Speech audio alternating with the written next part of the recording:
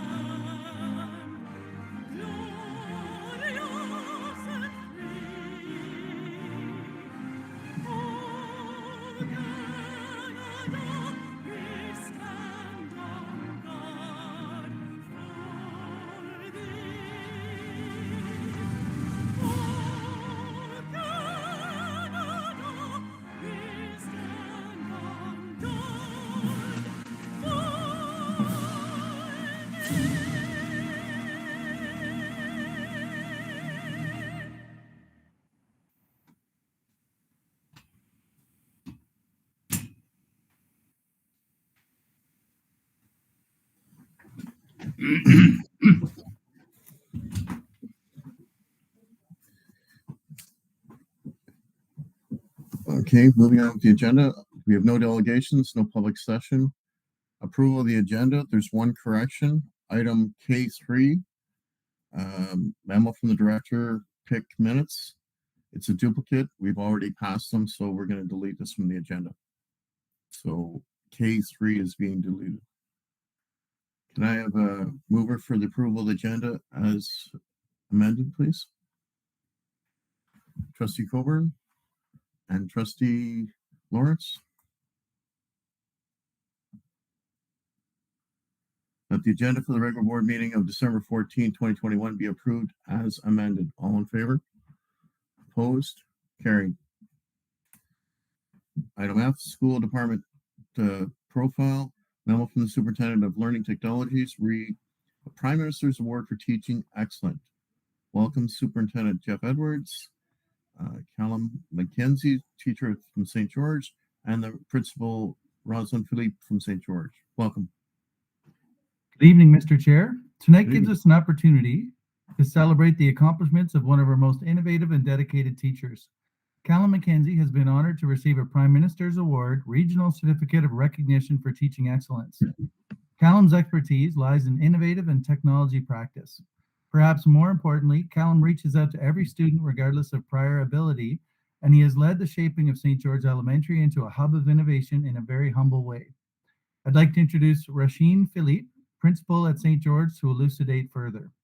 I would like to take this second to recognize Ms. Philippe's leadership as well. Innovation only happens in a yes environment with ongoing support. Ms. Philippe is an optimistic and warm leader who encourages this environment. I would be remiss in not taking the opportunity to also wish Mrs. Philippe well as she takes a 2-year leave of absence to move to Germany to join her husband, who is in Canada's diplomatic corps. Rasheen knows it is not Auf Wiedersehen, goodbye, but rather bis später, which means see you later. With that, Mr. Chair, I would like to turn it over to Mrs. Rasheen Philippe. Thank you, Mr. Chair, Board of Trustees, Mr. D'Amico, and Mr. Edwards for the opportunity to share this wonderful story with you this evening. My name is Rasheen Philippe, and I am the proud principal of St. George School. I'm here this evening with one of my teachers, Mr. Callum McKenzie, who has recently been presented with the Prime Minister's Award for Teaching Excellence, which honors outstanding elementary and secondary school teachers in all disciplines for their innovative practices. Through the link in the agenda, you are provided with a snippet of the application. The body of the application was broken down into the following categories: digital and creative literacy in the classroom, innovative and exemplary teaching practices, the support of student success and skill development, global citizenship and community involvement, and commitment and leadership. And as with all prestigious awards, to complete the application process, there was also the requirement of letters of recommendation, of which I received plenty. In the 2.5 years that I've been fortunate to have Mr. McKenzie on my staff at St. George School, I have noticed that the students and parents alike are drawn to him. Next year, is it possible for my child to be in Mr. McKenzie's class? Is a question I frequently find myself answering. Following him on Twitter, our school community witnesses the numerous projects he is building with his students using an array of technology and technological applications. The buzz among parents is that their child is both happy and engaged with the curriculum. Among students, the buzz is one of excitement about learning. When I began the process of putting Callum forward for this award, I reached out to a few colleagues within our school and within the board, and every person I contacted said the same thing. He is absolutely worthy of this award. What can I do to help? Callum is a risk taker, continuously seeking new learning experiences to apply in his classroom. He has participated in many leadership and innovation workshops within the school team and to further design thinking and implementation of the global competencies: critical thinking, creativity, communication, character, citizenship, and collaboration. The deep learning framework is evident in all aspects of his teaching. He's a magnet for new innovative ideas. He regularly participates in courses that further his knowledge in order to provide the most up-to-date methods, practices for his students to grow in their learning. Callum collaborates with colleagues within his school, at other schools, at the board level, and in the community.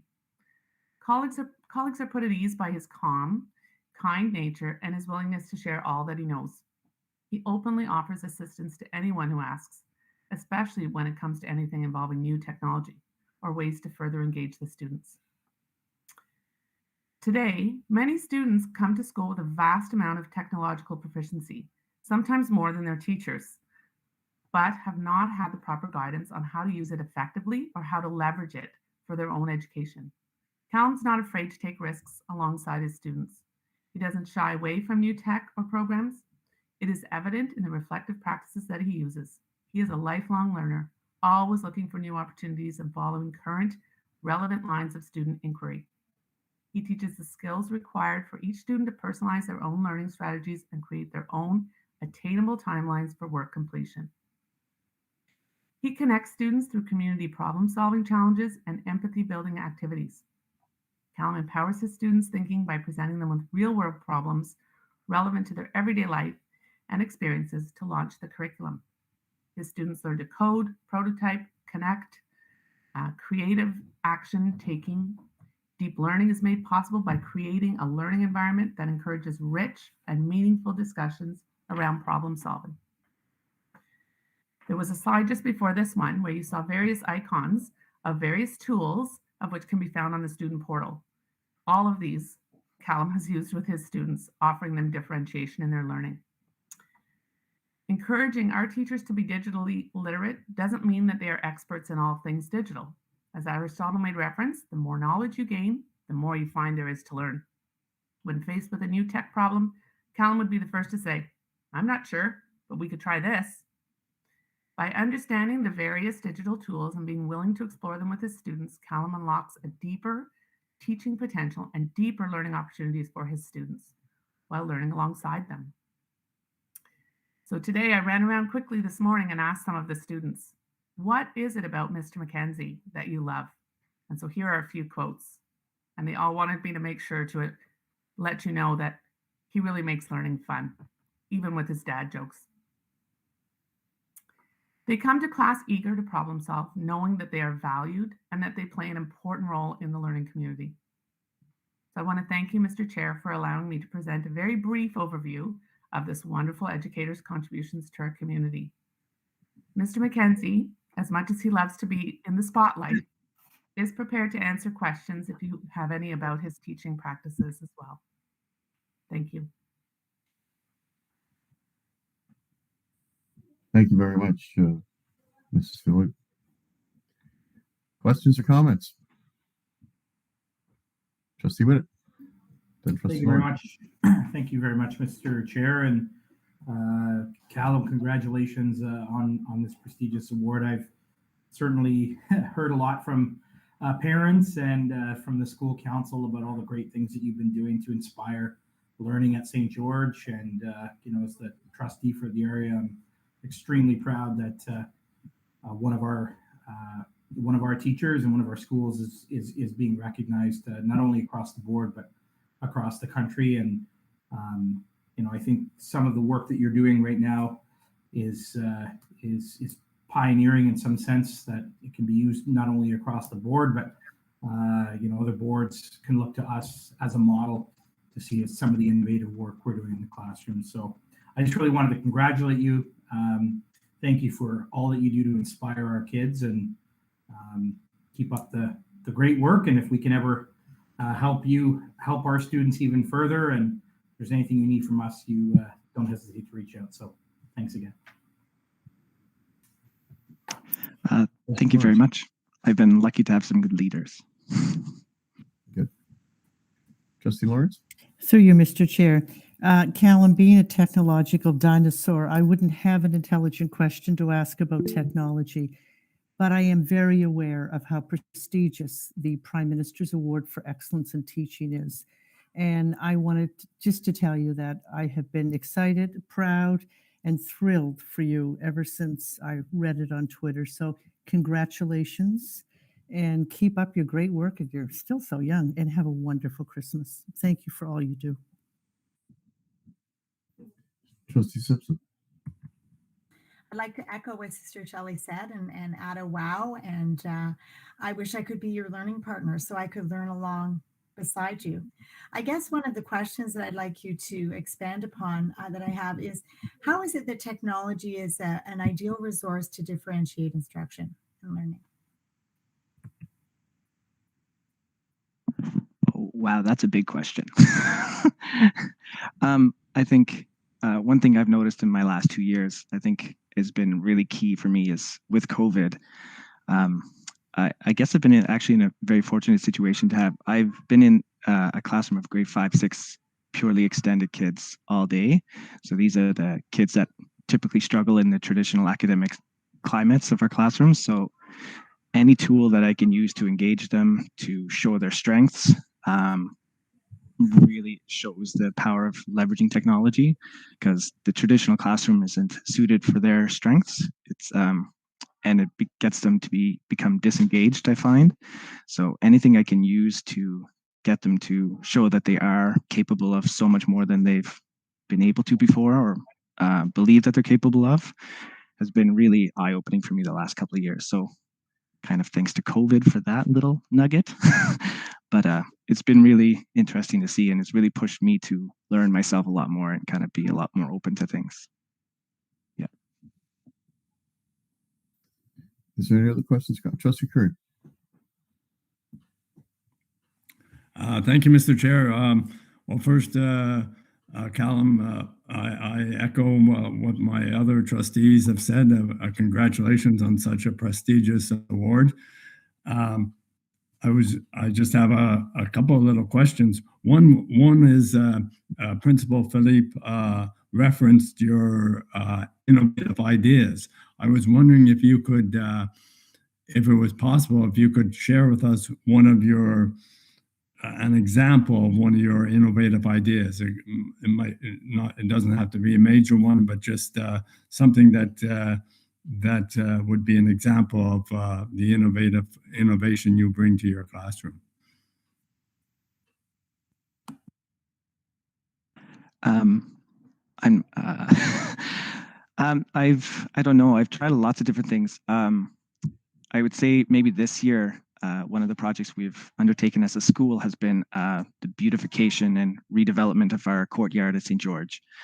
And so, and we're kind of putting that in the students' hands. So I try to use some tools to engage my students in that. So I was doing our measurement units. So instead of just doing the typical draw a square, find the perimeter, all that stuff, we decided to take some trundle wheels and some measuring tapes outside, and we measured our school. And what we did is we, to scale, we recreated our school in an app, a game called Minecraft. It's kind of become a rage here in the world.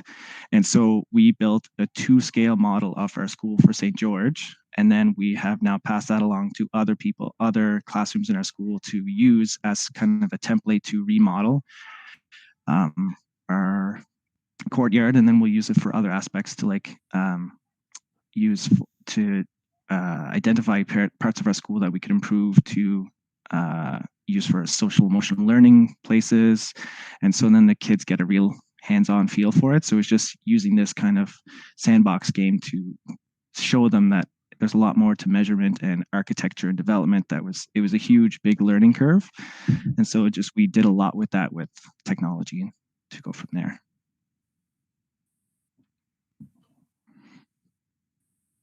Trustee Curie, you're good. Yeah, it sounds like that you really engaged them and gave them some hands-on experience as well as technology. And I was just wondering, in your view, what continues to be the role of traditional pedagogy in teaching?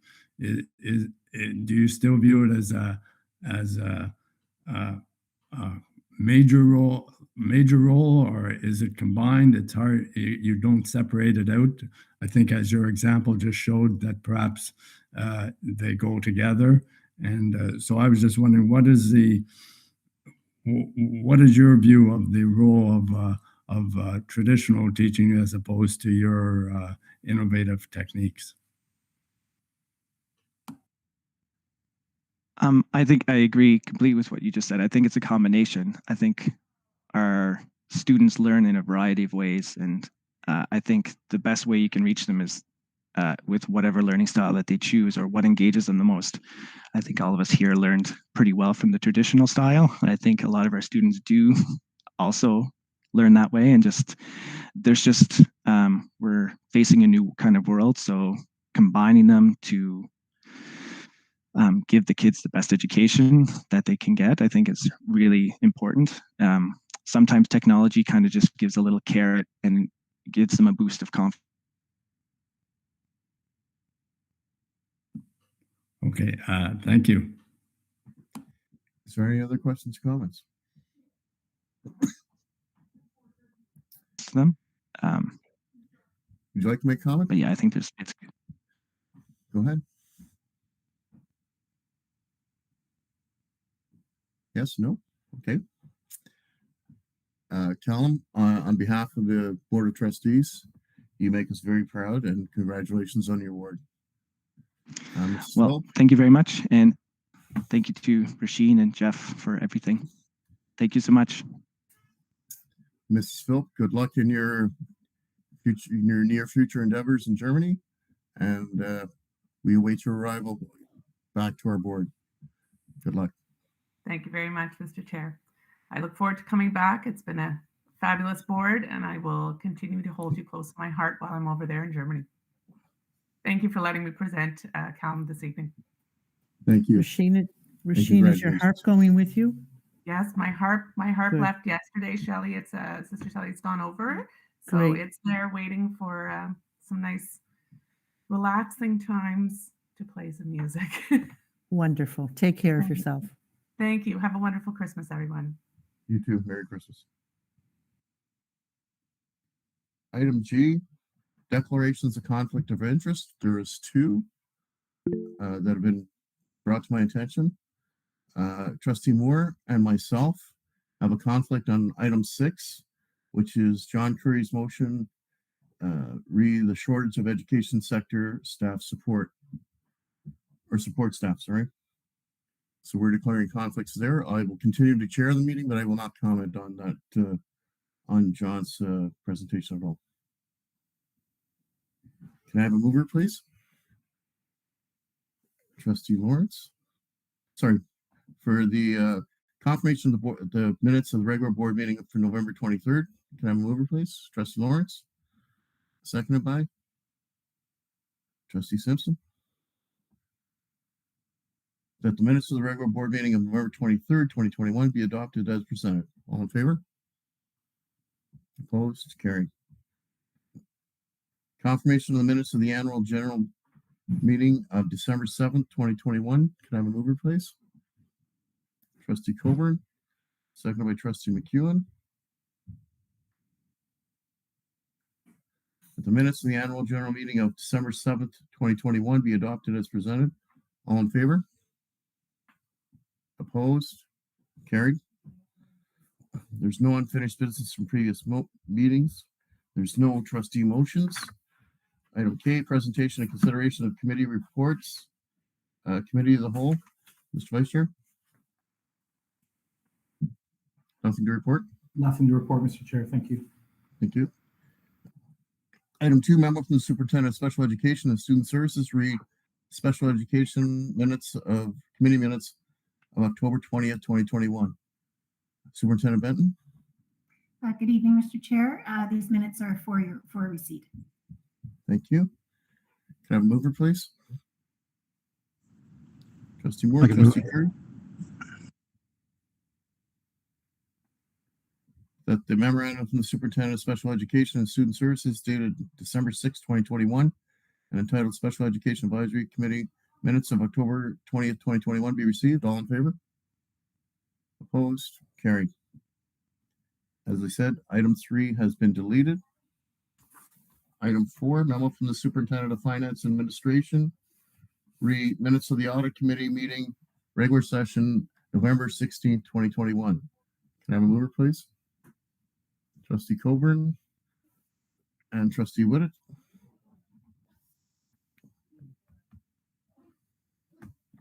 Excuse me. That the memorandum from the Superintendent of Finance and Administration dated December 8, 2021, containing the November 16th, 2021 Audit Committee minutes for the regular session be received. All in favor? Opposed? Carried. Item L1, presentation and consideration of staff and trustee reports. Memo from the Superintendent of Leading and Learning, Advent celebrations across our system. Welcome, Superintendent Keeley. Good evening. Thank you. Through you, Mr. Chair, I feel very grateful this evening to have the opportunity to share with you some wonderful learning opportunities highlighting Advent activities that have been taking place across our system. This is a clear example of one of the many blessings of Catholic education. Our staff and students are so fortunate to have these intentional opportunities to prepare for Christmas during the season of Advent. I'm very pleased to be joined by our Coordinator of Religious Education and Family Life, Mark Scholik, who will share some of the many Advent activities occurring across the system. Mark? Thank you, Superintendent Keeley. Good afternoon or good evening, Mr. Chair, our Board of Trustees, our Senior Executive, and other members of the Ottawa Catholic School Board community who are in attendance this evening. It gives me great pleasure to share with you and celebrate some of the examples of preparations for Advent across our system. Please advance the slide. We begin with the quote from the Holy Father. And it's very evident here that we are meant to feel great joy and gratitude in the anticipation of something so wonderful to be coming, that with the coming of the Christ child. It's truly amazing. Please advance. This is an example of some of the resources that we have created centrally. So 3 weekly Advent liturgies have been prepared in collaboration with Jennifer Quinn, myself, and Father Gerard. These have been shared out with our school communities that they could use and adapt to meet the needs of their specific community. We have the digital license for the Growing in Faith, Growing in Christ program from grades 1 through to 8. And the way that this program is developed is based around the liturgical calendar. So as we are entering into the season of Advent, they have shared with all the boards that have a digital license their resource created for Advent and Christmas. and this is accessible by our students and our staff and our parish community. We also have an intercultural Christmas resource that's on our religious education website. And we have, it's very rare that we come back to school for Epiphany. We have prepared an Epiphany liturgy for school communities that would like to use them. Please advance the slide. So these are some of the preparations that we have centrally here in the chapel. In our boardroom, we have our nativity set. Outside, we also have our creche and our tree, which is set up for our Toy Mountain toy drive, in which we are collecting toys at the CEC. Please advance. The next three slides are going to look at some of the preparations in our school communities. So a teacher, Justin Breton at All Saints, with his class, they had created nativity scenes three-dimensionally with different aspects to even see like if it could support weight and such, and other signs and symbols of Advent at St. Stephen and at St. Anne's School. Please advance. In these slides here, we have examples of the Director of Education Christmas cards. So there were various artwork submitted by students across our system. And this is an example from Mother Teresa, which the senior winner was a student named Abigail R. And this is on the left. And then an example that came from St. Emily School. If you have the opportunity to come to the board office, in the lower link, many of the submissions are posted up on the wall, and it is really fantastic the amount of artistic talent that we have across our system in the youth. Please advance. At Immaculata, this image was tweeted, and it was a video clip, and it was very moving. And it was the two students from Immaculata were expressing what hope means to them. We have an example from Our Lady of Victory with the Advent wreath at St. Anthony School. One of the mentor texts that we sent for Advent was the book with different saying, God calls me by name. And in the classroom, the students did artistic representations of themselves as representations within their community. And then at St. Augustine School, this was their act of service of collecting food for the food bank. Please advance. At Dr. FJ in the kindergarten class, our young kindergarten students here had their introduction to the nativity scene by interacting with Fisher-Price's Little People, which are in many of our kindergarten classes that have been purchased from our religious ed department. And then from Prince of Peace School, their preparations, waiting for the Prince of Peace from the Prince of Peace community. Please advance. At St. Dominic School, signs and symbols again in St. Matthew and St. Kateri, Tekakwitha School. All of these were submitted onto Twitter and shared on Twitter using the hashtag of OCSB Advent, and also tagging our @ReligiousEd website.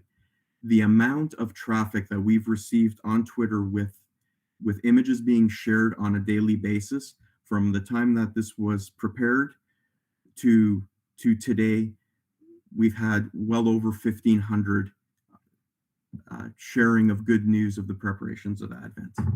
Please move ahead. And then in terms of acts of service, at St. FX, we have a real fantastic teacher who is always very active in acts of service and charity, Maria Olivero at St. FX.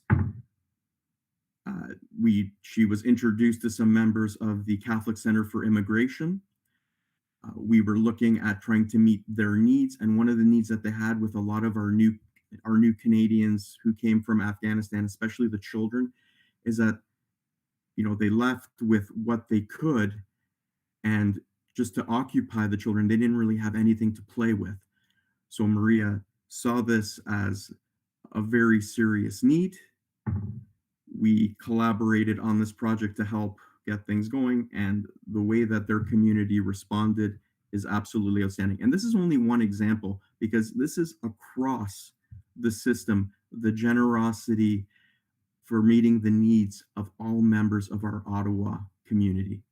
And then centrally, with the Knights of Columbus, who provide many winter coats and snow pants for our students, all the way from K to grade 12. This year, with a supply chain issue, the one thing that was hard to come by was mittens. Centrally, we looked at that need, and the executive assistant in leading and learning, Karen Wheeler, took the lead on this, and we had a mitten drive to help our student support schools to supplement the snowsuits and snow pants. And if there are any questions, I invite them at this time. I wish you a Merry Christmas to all, if I don't. Thank you very much, Mark. Any questions or comments? Trustee Curry. Thank you, Mr. Chair. Through you to Mark, and Mark, I don't know if you can answer this, but I'm hopeful that you have some perspective on this.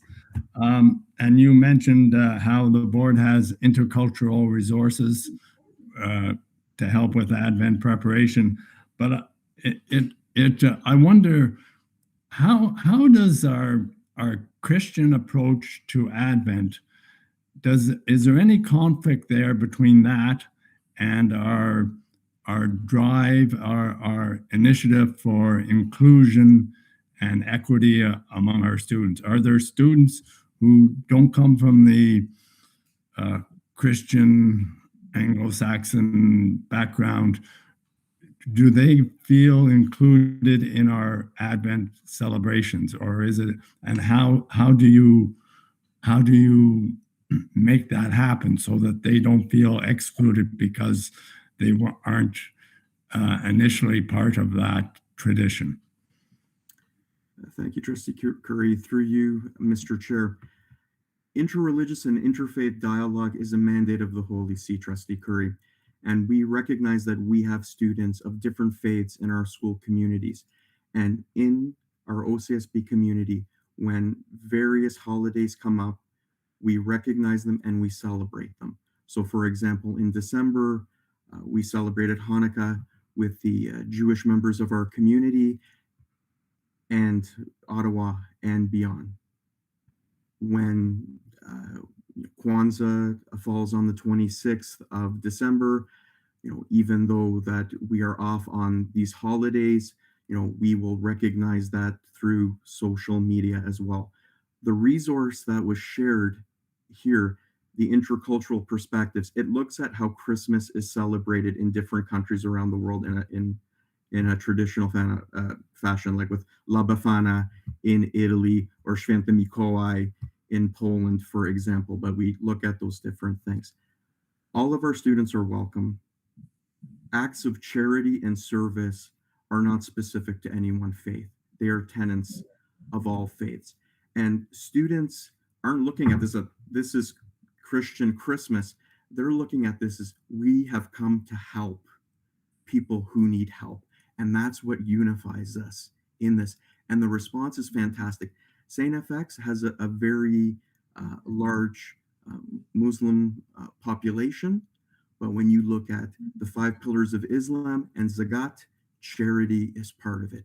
In our schools that have 6 students, Jot, acts of charity is part of their faith. It's common to us, and we can have those conversations of what we have in common. And it's a question of what unifies us as humans.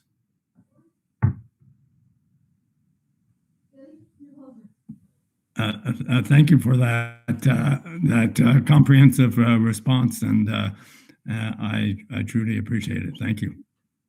Welcome. Is there any other questions or comments?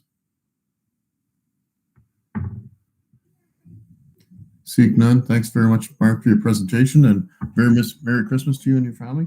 Merry Christmas. Thank you all. Good night. Can I have a mover to accept the presentation, please? Trustee Curry, seconded by Trustee Simpson.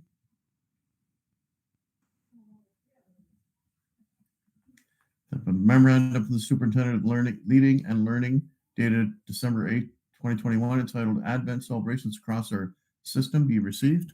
All in favor? Opposed? Carried. Item L2, memo from the Superintendent of Leading and Learning again. OCSB Equity, Diversity, and Inclusion Initiatives 2021-2022. Superintendent Keeley and Dr. Prince Ahoro. Welcome. Thank you. Through you, Mr. Chair, I again extend my regrets that Dr. Ahoro couldn't be with us this evening. So I will be presenting the information for him. I am pleased to be able to share with you this evening some of the equity, diversity, and inclusion initiatives that we are currently working on at the Ottawa Catholic School Board. We've been focused on promoting equity and inclusion while being mindful of our Catholic social teachings and to create welcoming places for all. And thank you, Mr. Superintendent Edwards, for helping with the slide deck. If you could move ahead, that would be great. So we started off the year with our Equity, Diversity, and Inclusion Framework that was launched, the revised edition, and it also came out at the same time as our spiritual theme. And we are also currently developing an Indigenous equity framework. We continue to roll out our new Equity, Diversity, and Inclusion framework throughout the year as we continue to have conversations in all departments and all schools across the system. Next slide, please. So one of the big areas that we've done a lot of work with is in leadership and human resources. And we continue to collaborate with our human resources department to implement intentional strategies to attract diverse candidates. So we've done things such as amended job descriptions, templates to attract more diverse candidates. We've also, HR department has also expanded the list of community partner organizations, such as Hire Immigrant, OCSO, community churches, Employment Accessibility Rescue Network, to again increase our profile within the community and provide various opportunities to attract diverse candidates to our board. We've also continued the education and awareness that continues to be a priority. And we do that through our Principal, Vice Principal Aspiring Leaders program with session discussions on hiring practices, interview biases, and equity and leadership. This year, we've also started a book study with our Catholic learning leaders. So you want to talk about race, again, with our principal managers and school administrator leaders. Next slide, please. Other initiatives that we have, we continue to provide advisory and consultation service to support staff leads and principals. Already this year, we've had served over 15 principals directly, and the supports range from addressing racism, reviewing documentation, book club support, curriculum resources, etc. We also continue to support our Ottawa Catholic School Board affinity groups, such as our Black Educator Network. We were happy to see that we had over 13 staff leads from the Black Educators Network and mentors to support our recent Black Student Forum. And the Black Educators Network is also in the process of organizing a parent engagement session targeting Black and racialized parents for the new year. We also have a book selection committee that is working on developing an overall guide for book selection that will include specific criteria for consideration of own voices texts to LGBTQ and other marginalized groups. Again, there will be some suggested texts that will be reviewed as well as criteria with that. Next slide, please. Some other initiatives include they've recently hired a mental health culturally sensitive partner. Happy to hear that Daniela Arietta will start in January. Dr. Bolduc from the Special Education Student Services Department and Dr. Ahoro were working with Human Resources to have this position on a part-time basis from the Equity and Mental Health Ministry re-engagement funds. So this position will support elementary school students and staff in building trust and culturally safe environments. The Ottawa Catholic School Board has also started its ministry-mandated staff census process. All public sector organizations have to collect identity-based data by 2023, as regulated by the Anti-Racism Act. And OCSB employees will be completing the staff census next month from January 21st to February 4th. Next slide, please. We continue to support the UN International Year of African Descent by incorporating the history of African people into the curriculum from K to 12. We've got new courses that are piloted this year, so deconstructing anti-Black racism at the grade 11 level, and the focus program studies in education at the grade 10 level. We also have Black history lessons that have been developed to be rolled out in early January in grades 3 through 8 and 10, including the grades 7 and 8 French immersion social studies classes. We continue to embed equity and diversity professional learning within the new teacher induction program. There's an orientation kit, contained equity-focused books, Indigenous Atlas, culturally responsive teaching for multicultural learners are some examples. And there's been a special series on equity-related topics, such as cultural appropriation and unconscious bias. In the area of cultural responsive and relevant pedagogy, we've been encouraging the learning through cultural dialogues, such as using African, Indigenous, and Asian games to help students appreciate other cultures and the value of learning another language. And this also has been helped by ministry funds. Next slide, please. So our collaboration with departments and schools, we are addressing all forms of racism. So some examples include through PD, such as centering anti-racism across all our schools, our de-streaming training for our principals, and the Call It Out human rights training for all staff that occurred in November. We've also been using book clubs to address racism. A popular example is This Book is Anti-Racist. Over 10 schools and growing have reached out to us to support the use of this book in their schools. We continue to support Own Voices initiatives and space, such as Black Student Association, Gay Straight Alliances, Black Student Forum, and the Black Student Advisory Council, Anti-Bullying and Kindness Week, Indigenous Remembrance, Truth and Reconciliation initiatives by our Indigenous team. We're also happy to have Jolie Betrus Toussaint, the new equity consultant. She started supporting schools this fall by implementing components of the culturally responsive pedagogy through individual support to teachers and administrators. Next slide, please. We were really happy to see it have back again in November, our second annual Black Student Forum, which was attended by over 86 participants and was supported by our mental health and social workers, and it was a great success. Always wonderful to hear a student voice. We continue to support our Black graduation coach program. We successfully implemented a summer program at St. Pat's High Schools this past summer with over 30 students, building trust and engaging with the parents and community. Beginning this school year, we hired a new Black graduation grad coach, Marissa Dahlia Ellis. The program has expanded. She covers 2 schools, Lester B. Pearson and St. Pat's. And a part-time grad coach has been hired at Notre Dame to support the Black students at that school as well. Next slide, please. Some 2S LGBTQ+ initiatives. We've had presentations on supporting transgender and gender diverse students through a pastoral approach. These presentations have been made available to vice principals, chaplains, and special education clinical staff. We're working in partnership with the Planning and Facilities Department to ensure that all high schools' gender-neutral washrooms have appropriate and standardized signage. And our mental health lead, Dr. Richard Bolduc, and Dr. O'Horo are meeting with our Gay Straight Alliances, looking to understand how the board can continue to provide safe environments, promote inclusion, and have an exchange of information across various schools. Next slide, please. Some of our upcoming equity projects include working towards a Black T-shirt Day, which will be January 17th on the anniversary of Martin Luther King Jr.'s Day. And there'll be resources shared out with administrators and teachers to support this initiative to continue the conversation. Black History Month is February. We'll have a plan and highlights for initiatives that will be going on during that month and continuing throughout the year. The student census will be developed through the few months, and then students will be asked to complete the census in May of 2022, ideally. We have anti-racist support resources with focus on anti-Asian racism being developed, resources related to the use of slurs and epithets for both students and teachers, partnerships with the Black community through the student re-engagement funds starting in January, And also we're looking forward to our elementary student success department with their upcoming Persona Doll initiative, which is designed to build positive self-identity, empathy, and understanding of the world for those students. And those are just some brief snippets of all the work we're doing here in Leading and Learning with regards to equity, diversity, and inclusion.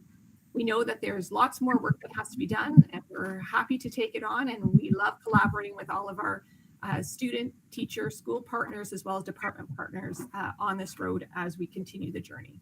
And I'd be happy to answer any questions you may have at this time. Thank you very much for your presentation. Trustee Warren, then Trustee Moore.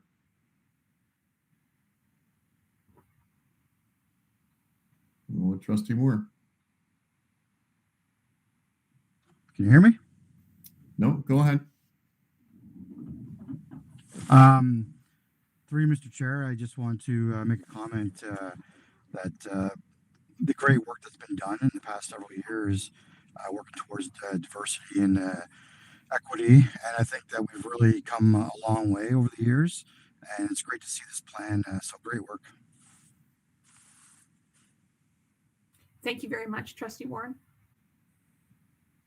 Trustee Moore. Thank you, Mr. Chair. Superintendent Keeley, I enjoyed your talk way more than I enjoyed the papers that I was left to read. They didn't show how you're going to account or be accountability, whereas your talk did. And I would like to see perhaps more of the accountability portion of it and how you're making changes and modifying as things go along in the written report. It's okay if it's long, I can read it. I just really enjoy the work you're doing in that department, and I really want to find out your successes and really read how awesome they are, rather than just a quick blurb, because you're doing a lot of great work.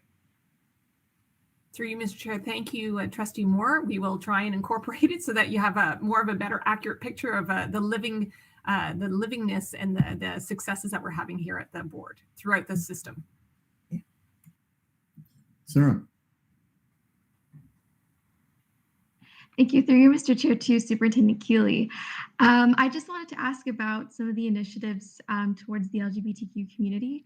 I'm just wondering in what way we're continuing to welcome these students with a Christian message, with a Christian approach, just because I think for many of us students, we're still envisioning kind of a closed door between our Christian faith and then these students are a barrier that shouldn't really be there. So I'm just wondering how we're continuing to welcome them into our church, so that they know that they have a place and that God cares a lot for them. Thank you. Through you, Chair. That's a great question. It really is in everything how we do. We try for both the 2S LGBTQ group as well as all other students to make them feel welcome. And it can be as simple as making sure that they know that they are safe, they have a safe environment, they're open to talk, that we are willing to listen to hear their needs. Each school has the ability to have a Gay Straight Alliance if they so choose to have that. We have many, many caring adults right across the system that are advocating for them and looking out for them. And really, our team of chaplains and faith chaplains at the high school level and faith mentors at the elementary level are key leaders, as well as our school leaders, in making sure that they feel welcome and know that God's love is love for everyone, and that they are included and welcomed into the community. Thank you so much. Trustee Simpson. I too want to congratulate you on a very ambitious plan and all of the hard work that's gone into it.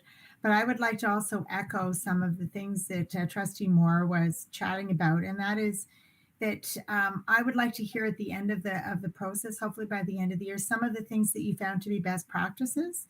And I would also like to have some information back from students about what they felt were best practices and things that are perhaps making a change in their lives, or things that they've seen that are different, just so that we can have some way of measuring our success, because so much effort is being put into all of these initiatives. So I was wondering if you can elaborate on some of those things, or some of these some of this data that you're hoping to collect. Maybe you could give us an idea so that it reflects back on how we show that we're being successful. Through you, Mr. Chair. Thank you, Trustee Simpson. Yes, so we did launch the 3-year equity plan this fall. So we are just at the beginning of many of these initiatives, but you're right. There are check-in points and there are feedbacks requested as we go through. We have a bigger plan for the whole board, and then each school does incorporate other parts for their individual school, and we've asked for them to share back some of their successes. I can tell you we've had lots of positive feedback. If you want to put, for example, we've done the first of 3 of our book study sessions on So You Want to Talk About Race with our Catholic learning leaders, and it was overwhelming positive response in our feedback that we had at the end of that session. And so we will have 2 more sessions of that, and then there'll be a follow-up with where to go next. We've also been limited, unfortunately, with not having some release time this year, that we're pivoting and having a lot of virtual opportunities for PD for staff, and they have been receptive to it. Some of our leading and learning journey initiatives are with equity, focused around equity, and they have been very well received and signed up, and some of them are just starting in the winter. So as those sessions complete, they do get feedback sessions. So I'll be sure to, when we bring our next update, to make sure that we have some of that feedback from both staff and students for you on some of the initiatives for this year. Trustee Curry. Thank you, Mr. Chair. Through you to Superintendent Keeley. With regard to the role of Jolly Beatrice Toussaint, the new equity educational consultant, I was wondering, and her role is to support schools. Could you give an example of a situation in a school in which she would be consulted and ask for her advice on how to resolve it? Is there an example that you could give us? Through you, Mr. Chair. Thank you, Trustee Curry, for the question. Yes, so she's supporting schools as they reach out. So it could be from a teacher that is unsure of how to make sure that her teaching is culturally responsive and ensuring that she's including everyone in the class. So that can be as simple as having, whether it's a telephone conversation if they have specific questions, to actually going into the school, observing how the teacher interacts with the students, providing some feedback, possibly leading a lesson on from a culturally responsive lens to help demonstrate to the teacher how that would work, how it looks a little differently, and ensuring that all voices in the classroom are heard. So those are some very standard type of activities that she would be doing to support our schools and our teachers. In addition, sometimes if there's requests for support around book studies or other resources, activities, she is sometimes a conduit for that. She also develops resources for our department to move out to schools. She helps in development of the PD that's provided around equity. She does work K to 12, so she will go into high schools as well and meet with staff and students and connect with some of the Black student associations if they have some questions about how they can bring initiatives forward, that kind of thing. So there's a wide variety of items that she can do to help support both our staff and students. And as she gets to be more well-known in the across the system, her demand is increasing, absolutely. Yes, it sounds like she's going to be in great demand. And Mr. Chair, may I ask just one more question? Go ahead. Thank you. I certainly support our graduation coaches for Black students. I was just wondering, through you to Superintendent Keeley, if she could explain why Black students need a coach, and perhaps give us an example of one or two of the challenges that Black students face that perhaps are not faced by the other student population. Through you, Mr. Chair. Thank you, Trustee Curry. That's a really big question. So I'll try and put it in a nutshell. So the Black Student Grad Coach Program is an initiative that was started through the ministry in recognition of some of the systemic setbacks and racism that Black students have faced, including advancement in university level courses, segregation as far as access to all sorts of school initiatives. The Black student grad coach position is there to advocate on behalf of the Black students to ensure that they have the same opportunities that other students have had, that have access to. It is knocking down those systemic barriers that people don't necessarily see outset, that, you know, they tend to be hidden. They don't necessarily, the data that's been collected across the province is that there's fewer Black students entering gifted programs or even being offered to be tested for gifted programs. There are more Black students statistically that tend to get suspended over other students. And this leads to not as much success for them. There's fewer Black students that are, the graduation rates are not as high for Black students. So this program, the Black Student Grad Coach, really is a voice for Black students to ensure that they are accessing the full range of academic opportunities and educational opportunities in our system. In a nutshell is sort of what it is. I hope that answers your question, Trustee Curry. Yes, thank you very much.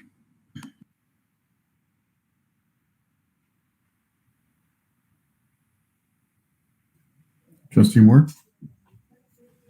Thank you very much, Mr. Chair. Superintendent Keeley, Trustee Curry started something that just popped in my brain. Hope it's a good pop. The Black graduation coaches are set at 3 high schools, and you said like gifted programs. Well, most children who test for gifted programs are testing out in the suburban schools for that. So it's creating a systemic problem when you have the Black graduation coaches at 3 inner city schools. And I know there's a wonderful community, vibrant community out here in the West End.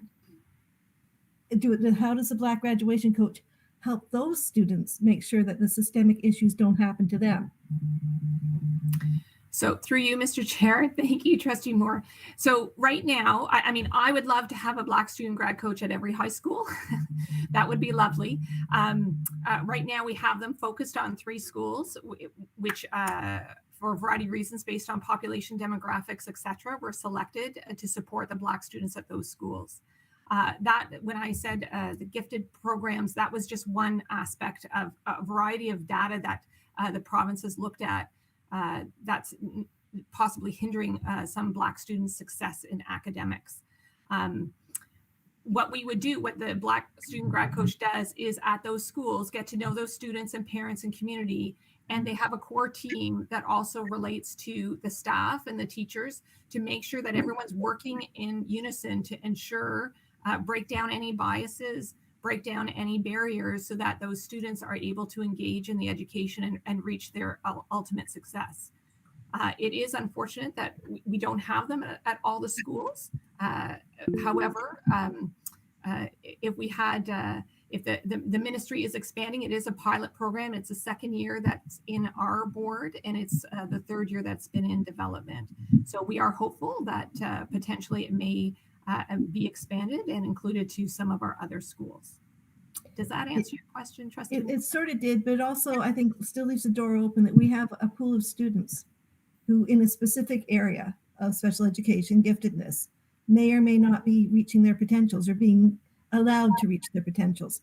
So is that a question? How would say a spec ed teacher bring that to the equity committee's attention that this could be an area to look at? Yeah, so very good question. Thank you, Trustee Moore. So that would be the role of the Leading Learning Department and Dr. Horo as the Equity, Diversity, and Inclusion Advisor in working with the Special Education Student Success Team to ensure that certain biases are not there when selecting testing candidates for that program across the system throughout. So that's would be another area to work on. And I do believe we are creating different partnerships throughout the departments, but that's definitely an area that we can look into as well. Okay, thank you very much. Trustee Simpson. Just to add to what Trustee Moore was questioning about, and I do realize that this is the beginning of a project that we all hope grows. Are there opportunities for guidance counselors and spec ed teachers from other schools to have some kind of mentorship from these Black student coaches? Because I'm sure This is, I believe, the second year of the program. I'm sure they have a lot to share that they might be able to bring back to their schools. And although they don't have a coach, they might be able to implement some of the best practices from the coaches. Is there any thought been given to that?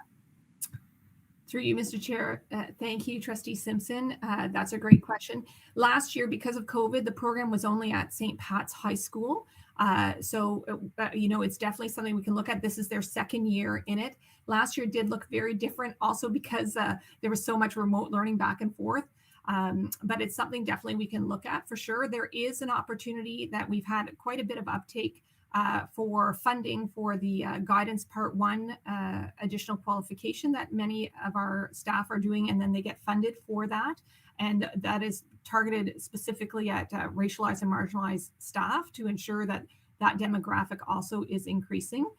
In addition, the College of Teachers has released an anti-Black racism additional qualification that we've put a proposal to the ministry again to provide subsidized funding for staff, to encourage staff to take it, because again that will grow throughout the system, and that's part of what the PD is, and the system leaders, why we're starting there and trying to expand all of that professional development right across the system so that we don't have pockets. It's a lot more prevalent. I hope that answers your question, Trustee Simpson. Trustee Curry. Sorry, Mr. Chair, just one quick one, and I probably should know this, but to Superintendent Keeley, the 3 Black graduation coaches at high schools, do they work with the feeder schools as well? Because it seems to me that, especially in our gifted program, we more or less select the gifted at the elementary level, I always thought. And in fact, even the criteria that we use may be racist in some respects. But in any case, so do the coaches work with the feeder schools of those high schools, or are they just strictly a high school thing? Through you, Mr. Chair. Thank you, Trustee Curry, for that question. Technically, they're funded for high school, but one of the benefits of our board having 7 to 12 sites is that the Black student grad coach positions have worked with 7 to 12 students. And it's been very helpful, especially with the Black student associations, trying to start them also at intermediate. As well, last year, the St. Pat's Black student grad coach reached out to some of the feeder schools to make those connections with that, because we do have very positive community relationships with our feeder schools, and they are in the same building for 7-8. So it's a natural progression that we are doing that. However, in other boards that don't have the same setup as us, it is only high school students that they're funded at. So we are quite fortunate, and we've already started that integration right through from 7 to 12, and also a little bit into the feeder schools. Thank you. Is there any other questions or comments? Director D'Amico. Thank you, Mr. Chair. I just want to thank Superintendent Keeley. As you know, she was not scheduled to present today, and you've offered her some great thoughts and lots of challenging questions. And I think will take those back to Dr. Horo. And we recognize that it's not the work of 1, 2, or 3 individuals for us to do equity work. It's the work of 5,000 employees in our board. So there's a lot that was not presented today that in order to change a culture and to really move forward, will take the collective effort of all of our staff, our students, and our trustees. So we look forward to working with you moving forward. And hopefully at a future opportunity, Dr. Prince Ahuro will be able to also bring his perspective, which would be different than my own perspective as a white male. Thank you. Thank you very much for your presentation, Superintendent Keeley. Can I have a mover, please? Trustee Warren.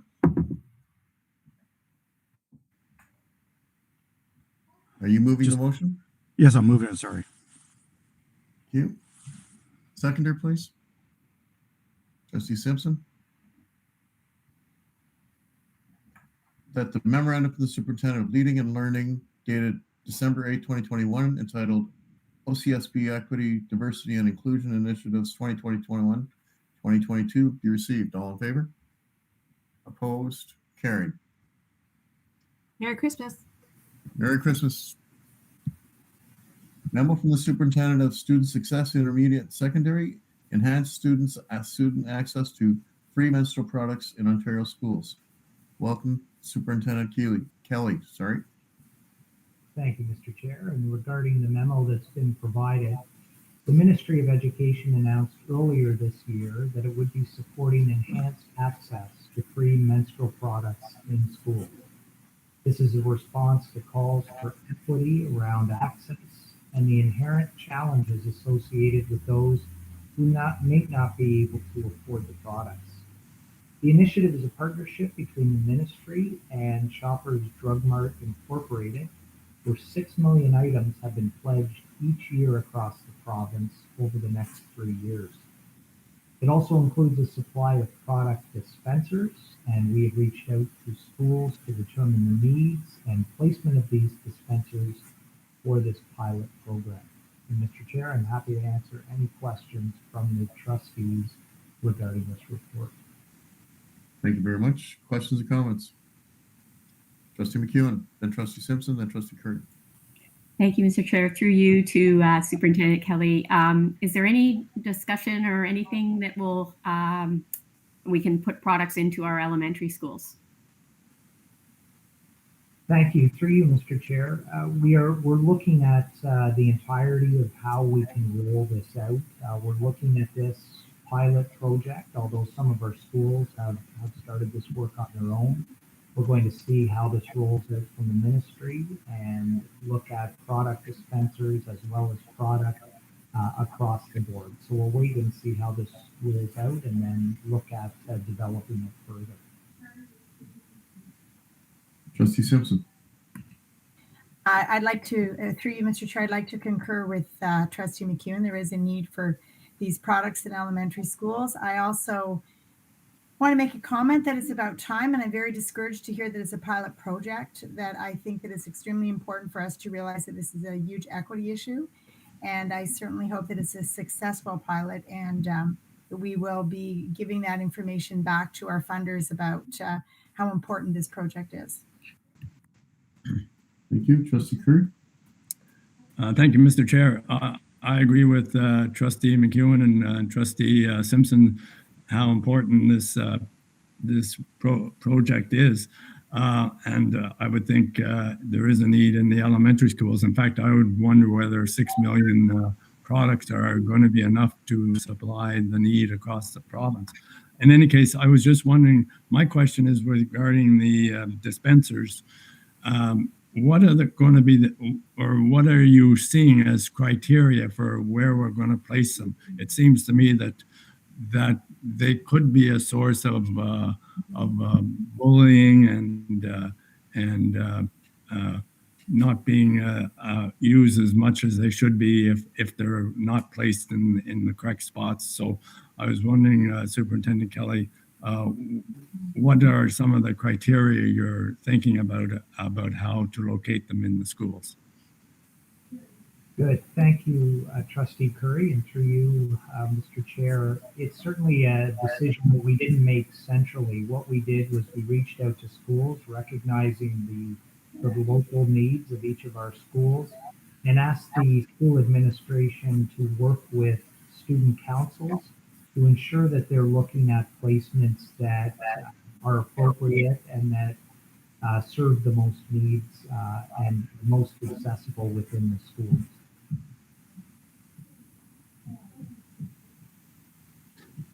Okay, thank you very much. Trustee Wood. Thank you, Mr. Chair. I agree with my colleagues who have spoken previously. While I'd certainly like to thank and provide support to our partners like Shoppers, who have graciously donated 6 million pads each year over the next 3 years to our schools, and the dispensers, as you mentioned, Superintendent Kelly. One of the concerns that I do have is, the fact that it's a pilot project.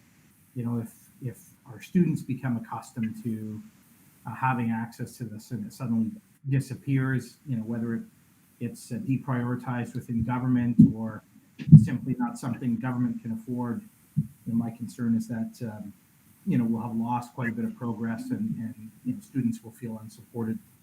So, I would like administration to go away and consider, come back to the board, if I could provide that direction, to cost out what it would be internally to fund a program like this long term, should the ministry sort of abandon it or decide not to support it in the future.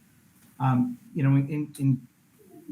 guess the last thing I would say is I also want to thank my colleagues around the table, specifically Trustees McEwen, Moore, Simpson, and Lawrence, who have advocated for this and have spoken up about this issue over the last couple of years. I know it's something that's been near and dear to your heart, and we appreciate that advocacy, as well as our Student Senate. Our previous present student trustees over the last few years have done the same thing, and it's been something that the Student Senate has supported. And just in advance, I want to thank our facilities team for the work that they're going to embark on in placing these. And to Trustee Curry's point, I really do hope that there is some detailed thought into where these are located within our school environment. So thank you very much. Trustee Moore? Thank you very much, Mr. Chair. My comments are similar to everybody else. It's about time. It's a good thing to do, but Shoppers Drug Mart is being very generous, but it's a company, and I'm not sure that 1,200 dispensers across 72 school districts is going to be enough. And once we find, I'm sure, Mr. Kelly, your department is keeping an eye on it. Do you have plans to when you find a school that's really working well in and that culture it's working well in, to try and multiply it across the districts? So, because if you do, I am very willing to support that as a budget item. And through you, Mr. Chair, if I can address Trustee Moore's question, this has been a situation. Schools have been working hard to provide these products. Certainly in the past, this isn't new for us. It's the centralized ministry involvement that is new. So as I speak of this as a pilot, it certainly isn't new to us to have products in the school and to provide those to students who require them. This is a little different approach. The centralized process is the pilot, and we will be looking at how we have provided products in the past and harmonizing those, but certainly will be providing resources to individuals who need it moving forward. Thank you. Trustee Woody? Yeah, just to follow up, and maybe I could formalize that if I could ask provide some direction to the director to work with senior administration to look at, and to be clear, to look at what the costing would be to have a system where all of the schools that require it have permanent dispensers, that there is a constant flow of product available, not just when students proactively go out and ask for it, but when there is the need on their own terms to access it. So just in the event that the ministry and our friends at Shoppers Drug Mart, potentially aren't there, I just would like to know for a future budget what that cost might be, so that we as trustees can consider, the possible need of baking that into our numbers down the road. Mr. Director, can we leave that with you? You don't need a formal motion? Yeah, no, we'll certainly follow up. We do need some time to gather the data. This is the first year implementing it, so we will review it towards year end, and we will bring it back if it's a budget requirement. Thank you. Any other questions or comments? Can I have a mover, please? Trustee McEwen, Trustee Simpson.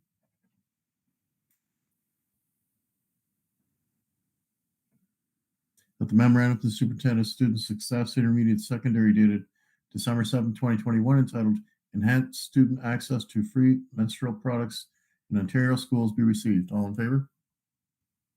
Opposed? Carried. Thank you, Superintendent Kelly. Memo from the Associate Director of Education, Reading Policy and Procedure Timelines 2021-2022.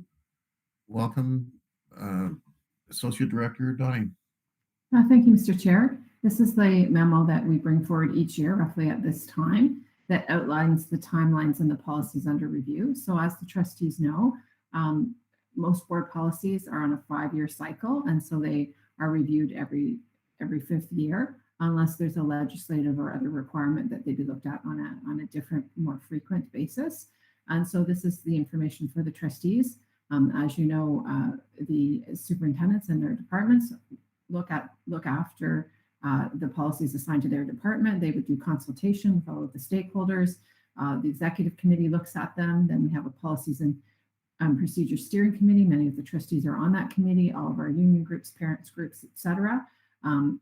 Give additional feedback. Then you'll note that Tuesday, April 12th is the trustee input policy session, where all trustees have an opportunity to give input. And then that gives us a little over a month to bring them to the board in May for the final approval by yourselves. And you can see in the link all the policies that we're looking at per the schedule this year.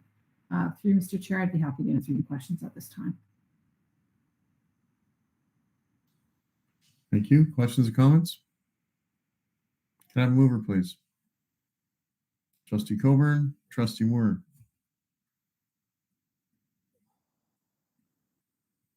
That the memorandum from the Associate Director of Education dated December 8th, 2021, entitled Policies, Procedure, Timelines 2021-2022 be received.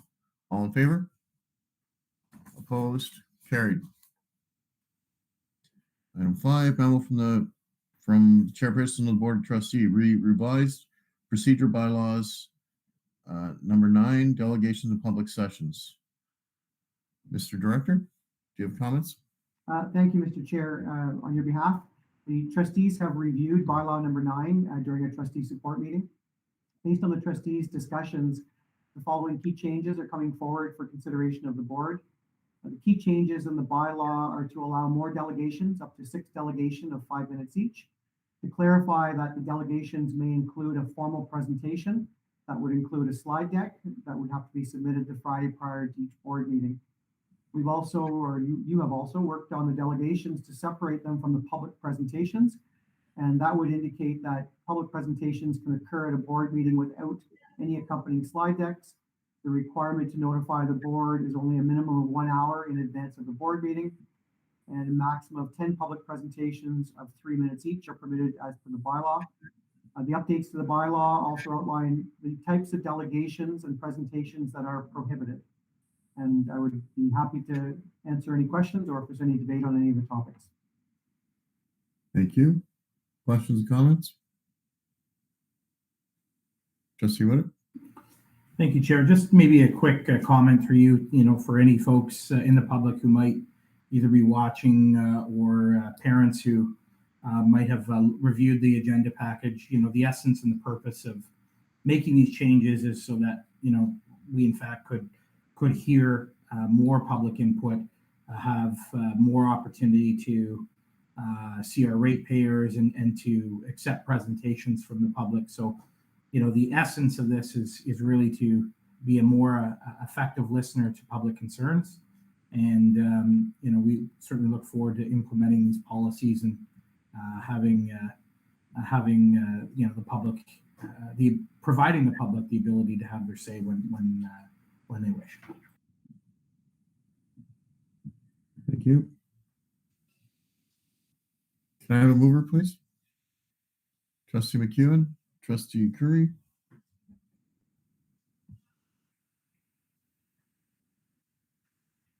That the memorandum from the chairperson of the Board of Trustees dated December 9, 2021, entitled Revised Board Procedural Bylaws 9, Delegations of Public Sessions be received, and that the procedural bylaws outlined in this memo be approved. All in favor? Opposed? Carried. Memo from the chairperson of the Board of Trustees, proposed resolutions to be considered at the 2022 OCSTA AGM. I am declaring a conflict of interest on this point. I will chair the meeting, but I will not comment on Trustee Curry's motion on shortage of education sector support staff, and Trustee Moore has declared a conflict of interest on the same thing. Mr. D'Amico or Mrs. Donahue, do you want to take lead on this? Sure, I can walk you through it. You have the resolutions, which would be going forward to OCSTA. I can open it up one by one to see if there are any questions or concerns, and if not, staff will be directed to send those forward on your behalf, and they will be considered at the OCSTA AGM. So the first one is trustee membership on SEAC, and that was forwarded by trustee Moore. So perhaps if she has any comments she wants to make on that particular resolution. Just to let everybody know, at the last OCSTA meeting, I did bring it up, as I said I would, and all boards are going to be surveyed by the president, and we'll have an answer when this is presented. Okay, this is a section of the Education Act that has not been amended for 25 years. It's time to be looked at. What the way it was 25 years ago is not how special education is done in most boards today. Special education students are everywhere. Gifted students are part of special education, and we know they are everywhere. Our board is very gifted. And the more of trustees that know about special education and interact with the families and representatives of the associations, the better. And each board should have the ability to pick its own length of term, is what it comes down to. Thanks. Absolutely agree with you. The sense around the table at OCSTA was there's very few boards that are following the letter of the law of the 4-year term. Is there any other questions or comments to trustee Moore about her motion or her recommendation, please? If not, we'll move on to number 2, Mr. D'Amico. So the second recommendation comes from trustee John Curry, and it has to do with a shortage in the education sector. So again, we won't read it out. I think you've all seen it, but if there's any particular questions, you can direct them to the author, to trustee Curry. And if there are no questions, it would go forward to OCSTA, and it was seconded by trustee Cindy Simpson. Questions or comments for trustee Curry? Well, I would just say that this is a real problem these days. I think we all know principals who scurry around some mornings trying to find education workers to fill positions. We all know that the key to a successful education system is dedicated and engaged education staff. Sure, it's important to have nice buildings and good PD and lots of other stuff, but the real core thing behind good education is having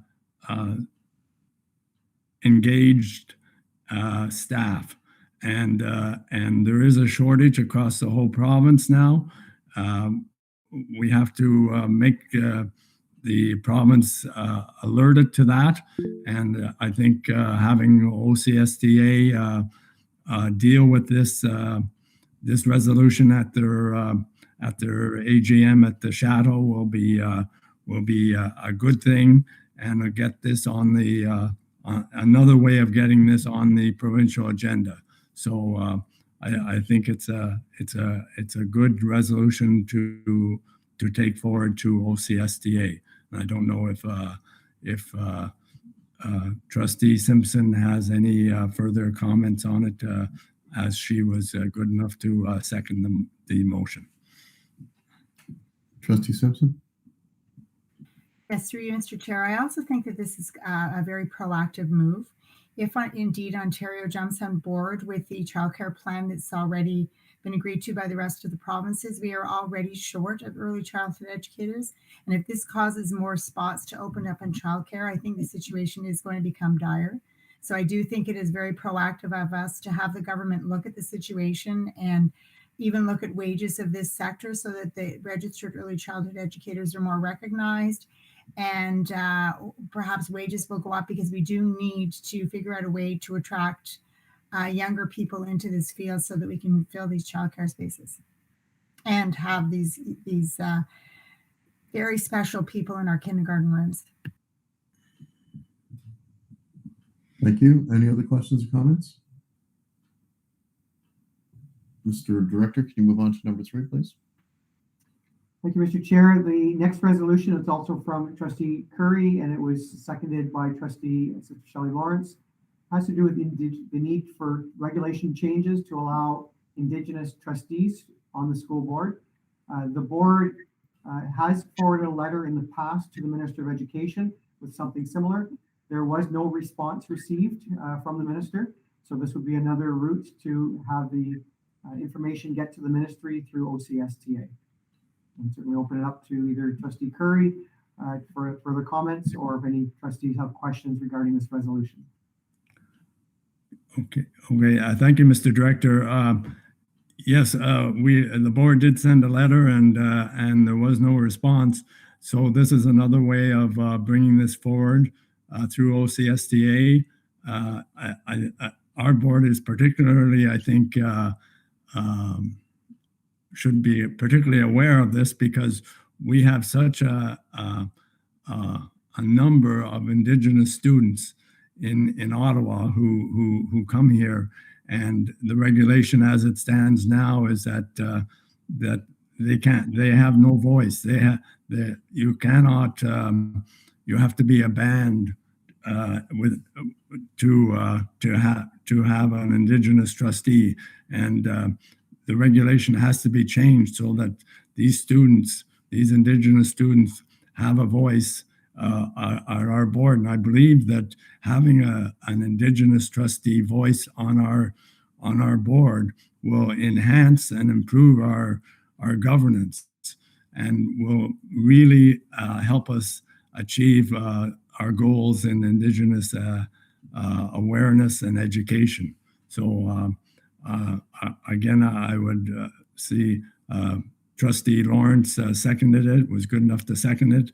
I don't know if she has any comments regarding it, because certainly one of her schools, Immaculata, has a significant Indigenous student population, and in fact her zone is quite an area for Indigenous students. Trustee Lawrence. Thank you through you, Mr. Chair, and thank you for Trustee Curry for bringing this up. Yes, and I think also, I mean, when you think of the folks we have, the Indigenous lead and other folks at the board promoting Indigenous studies and all of this, and our grade 11 English course, and there's just been so much going on to answer the need of our many Indigenous students. And I'm 100% behind this and think it's absolutely necessary, and would add more to our board in how we go about what we do with our Indigenous population. So thank you. Thank you. Any other questions or comments? Mr. Director, number 4, please. Thank you, Mr. Chair. And the last resolution coming forward from Trustee John Curry, seconded by Trustee Jeremy Whittet. It has to do with capital funding benchmarks. You've been very successful in advocating to the province for capital funding. You've achieved 3 new schools that will be built in the next 2 years, or 2 to 3 years. Most recently in Finley Creek, but also a school Fernbank in Kanata-Stittsville and in South Nepean. And as the benchmarks have failed to increase adequately, what the results mean is that when we receive the millions of dollars to build a school, we have to cut corners to do it within that funding. And to cut corners means creating smaller classroom spaces, decreasing areas within the school. And when you have funding for a state-of-the-art facility, that's not what you want to be doing. So this is a provincial issue. The benchmark affects all boards that have capital projects. So the recommendation is to go forward to OCSTA to continue to work with the government to change those benchmarks to more adequately reflect the real cost to build a school. Again, that was Trustee Curry may want to comment, or Trustee Whittet, and then open it to any questions. Well, thank you, Mr. Director, for your comments. Yes, this came up, I think, not too long ago when Superintendent Valla made a presentation to the board, and he brought up, I think the figures he used were something like the benchmark is $220 per square foot or whatever it is, and the costs are coming in at about $275 per square foot. Or Superintendent Valla may be able to confirm those or clarify those, but there's quite a difference. And it seems to me that schools, we build schools and then we use them, for 50 years, 100 years, whatever. And so they're around for a long time. And we want to build them as best as we can and to meet the needs of the students. And when you have benchmarks that don't meet the costs involved, you have to cut back. And as the director has just pointed out, that means smaller classrooms or less amenities in some respects. So it's incumbent on us, I think, to bring this forward to the province through OCSTA and try to get those boosted. COVID hasn't helped, and the supply chain interruptions haven't helped, and the cost of materials haven't helped. So things aren't going down in cost, they're going up, and the benchmarks are getting more and more out of date. So it's really important to bring this point to the attention of the province, that they will, we really appreciate getting the capital funding, no doubt about it. But when it's inadequate and it doesn't allow us to serve our students and our school populations as best as they can, then there is a problem. So I don't know if Trustee Whitted, who was good enough to second this resolution, or perhaps Superintendent Valla want to comment on this. Sure. Thank you, Trustee Curry, and thanks for bringing this forward. I think you said it fairly well. I might actually look to Superintendent Valla to provide us, what is that disparity in the square footage cost that we're getting from the ministry? So through you, Mr. Chair, I don't have the numbers specifically in front of me, but we're in a range of 25 to 30% underfunded with the current capital benchmark numbers that they come out with for actually cost per square foot, with all soft costs and site costs associated with the project. Certainly there's been a big change. I think maybe as little as 5 years ago, we were about 15% short. So we were able to make the shortfall through supplementation, through educational development charges for site works.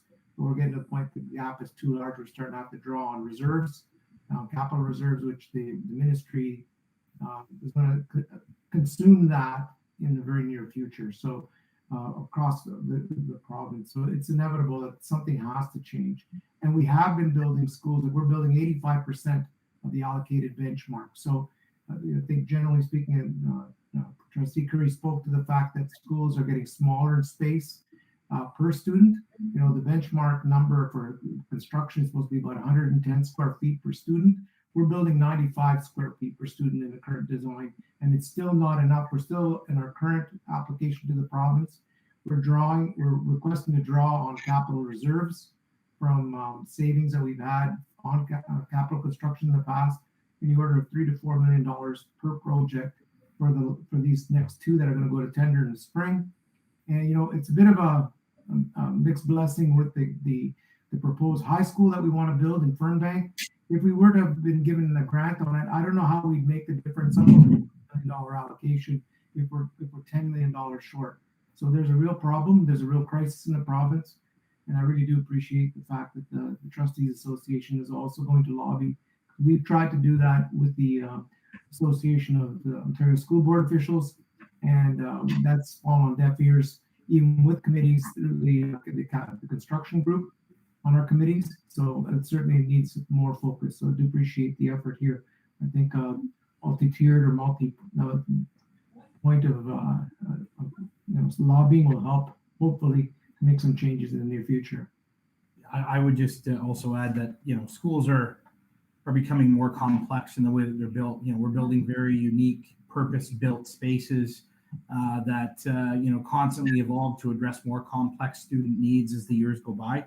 And as John said, we're building these institutions to last a lifetime. And I know Trustee Warren and others who are experiencing, Trustee Moore, who are experiencing great growth in their areas. It's a real shame that we build schools too small and then immediately outgrow them and have portables and and face those sort of challenges. So, you know, I guess lastly, one of the most important things is, you know, this board has been financially, you know, have been great financial stewards of its budget over the years, and you know, to fund overages and construction costs on the backs of the ratepayers in Ottawa Catholic and the good financial stewardship of the boards of trustees over the years is a bit disappointing, because ultimately that does take away from addressing in-classroom student needs and operational needs of the board. So I thank Trustee Curry for bringing this forward and look forward to debating it at the AGM. Thank you. Is there any other questions or comments? I know that we will not be the only board presenting a motion on this. The cost of land has gone up exponentially, and the northern communities are affected much more severely than we are, where they don't have the selection when they tender new schools, and the cost of transporting materials is becoming much greater. So thank you, John, and for presenting, and Sandra for submitting these. So I'm going to say it's moved by Trustee Curry and seconded by Trustee Moore. I can't second. Oh, sorry, you're right. You cannot second it. Just seconded by Trustee Lawrence. Okay. That the memo from the director dated December 9, 2021, entitled Proposed Resolutions to be Considered at the 2022 OCSB AGM be received, and that the following resolutions: trustee membership on SEAC, shortage of education sector support staff, Indigenous trustee, and capital funding benchmarks be received and be submitted to the 2022 OCSTA annual general meeting. All in favor? Mr. Chair, Yes. I'm just thinking, I didn't realize what I was seconding. I'm thinking that Trustee Simpson seconded 3 of those motions, so possibly she could be the seconder for the whole kit and caboodle, as it were. Cindy, you okay with that? I would say she moved 2 of them. There's 4. Trustee Woodett, 1, and yourself 1. So Okay. I will change it to Trustee, moved by Trustee Curry, seconded by Trustee Simpson. You always try to make my life interesting. All in favor? Everybody's good with that? Good. Carried. New business, none. Notice of motions, none. Confirmation of the action report of November 23rd, 2021. Can I have a mover, please? Trustee Lawrence? Trustee Woodett? Trustee Woodett. Seconded? Well, you already moved it, so you can't second it too. Moved by Trustee Woodett, second by Trustee Simpson. The action report of the period of November 23rd, 2021 be received. All in favor?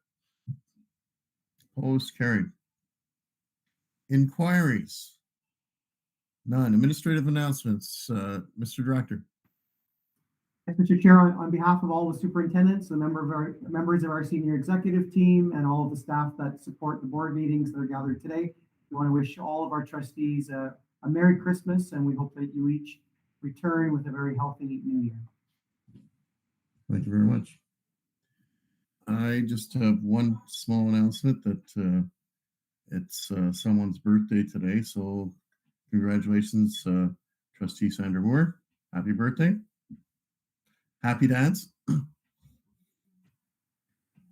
And I, on behalf of the Board of Trustees, to staff, parents, a very Merry Christmas, a very safe New Year, and a quick regathering and going back to school in January. Hopefully that there's no extension of the Christmas break, and that we can get back in the board office as soon as possible. People keep asking me, why aren't we meeting? I do ask every meeting. Thank you very much. Merry Christmas to everybody. Can I have a motion to adjourn, please? Mover, please. Trustee McEwen and Trustee Lawrence.